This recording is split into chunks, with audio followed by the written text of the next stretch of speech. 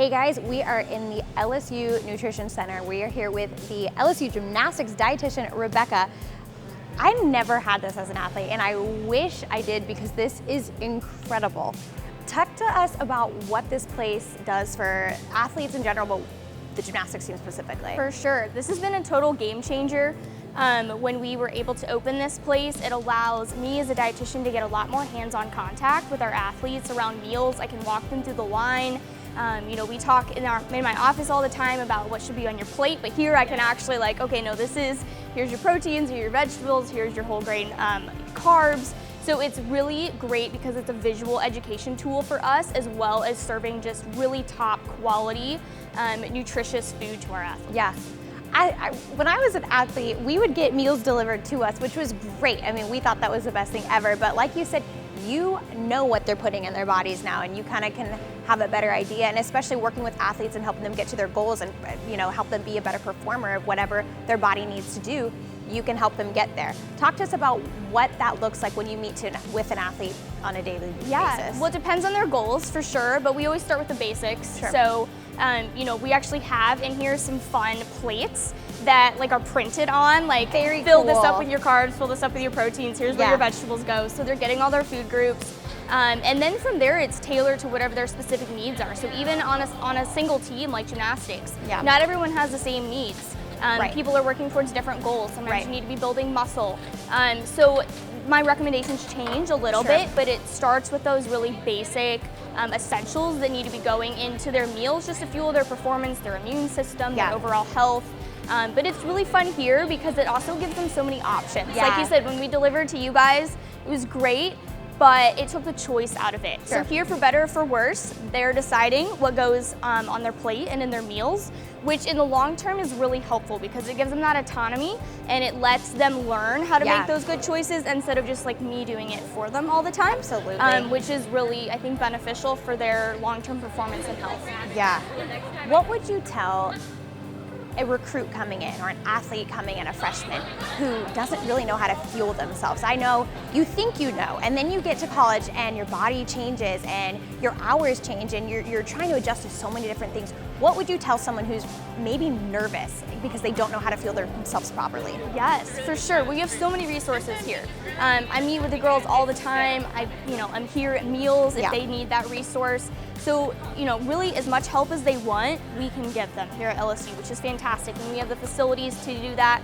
As a dietitian, I get to work with our performance chef here, and we kind of get menu veto powers. So they get to be super creative on the culinary side of things, come up with these delicious meals.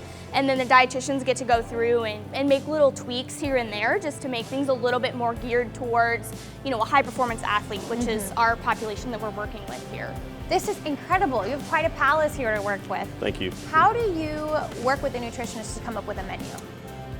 It's really on a week-to-week basis, and our premise is to keep things lively, keep things different.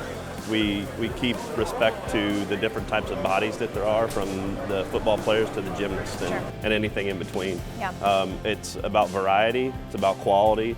Local sourcing is important to us. So, honestly, working with the dietitians and our weekly meeting to discuss what menus are, we all look forward to that. It's an important part of our week for planning.